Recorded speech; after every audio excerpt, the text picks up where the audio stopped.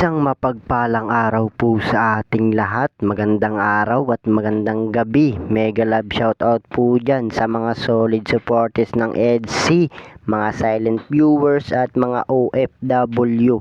Shoutout po.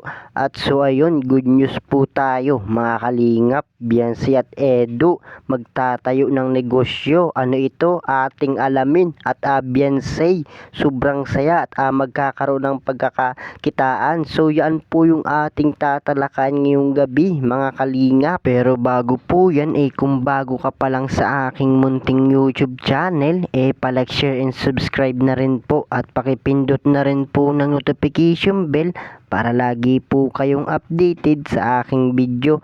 At paalala rin po, bago po tayo magbigay ng ating mga opinion, pakitapusin po muna ang kabuuan ng video para akma ang ating mga komento. At lagi din po nating suportahan ang founder ng Kalingap at nag-iisang ama ng Kalingap na si Kuya Bal Santos Matubang at Kalingap Rab. Yung sa araw-araw po nilang pagtulong ay atin pong suportahan, nang sa ganon ay marami pa po sila malingap.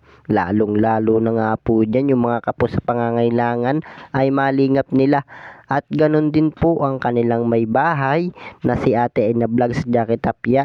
Huwag po sana tayo magsasawang sumuporta mga kalingap. So ayun po, good news, Biancy at Edu magtatayo ng sariling negosyo. Ano ito? Atin nga pong alamin. At Biancy, sobrang saya at magkakaroon ng ulit ng pagkakakitaan mga kalingap. Pero bago po yan maibang dako po muna tayo mga kalingap. Pag-usapan po muna natin ang EDC. So grabe po pala ang kaganapang nangyari sa part 83 ng EDC mga kalingap. At grabe Kalingap Rab, ginulat ang mga viewers at may nagaganap na prank dito nga po kay Biancy. At kung mapapansin nyo nga po mga kalingap, grabe ang mga viewers ng EDC. Talagang halos 2 weeks nga po sila nag-aabang sa channel ni Kalingap Rab na kung may upload na sa EDC.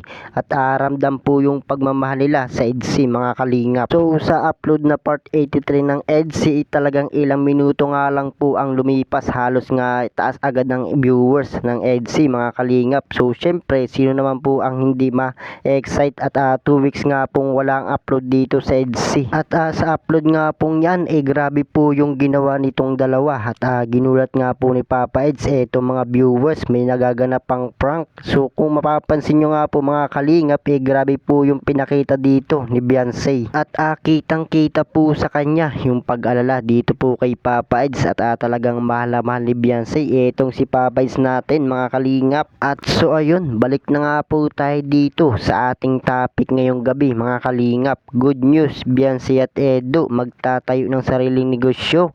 Ano ito? Ating alamin. At Biancy, sobrang saya at magkakaroon ulit ng pagkakakitaan. Ano po ito mga kalingap? So Papa Eds po natin nagpapagawa nga po ng bagong negosyo at papangalanan daw po niya ng YPN Hobby Car Wash. At so ayun naman po pala ang itatayong negosyo ni Papa Eds mga kalingap. So talagang magandang negosyo nga po ito at lalo na nga po dito kay Biancy. So kumbaga para hindi na nga po magtrabaho ito pa pagkatapos nga po niya mag-aral at magne-negosyo na nga lang po itong dalawa mga kalingap. Talagang Papa Eds po natin ayaw mapalayo si Biancy at ginagawa po talaga niya ng paraan para hindi nga po magkalayo itong dalawa. So syempre gaya nga po ng sabi ni Papa Eds na para nga po sa kanila ni Biancy ang itatayo niyang negosyo. So syempre dahil kahati nga po itong si Biancy, kumbaga mga kalingap, para hindi na nga po ito magtrabaho pa sa malayo or para hindi na nga po mapagod or mahirapan pa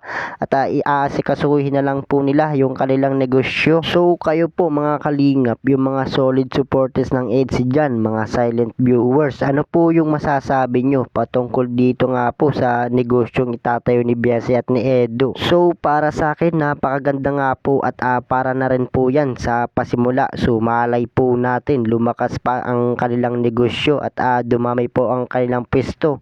So napakaganda nga po yan at hindi na nga po sila mapapalayo pa sa isa't isa at negosyo na lang po yung iintindihin nila mga kalingap.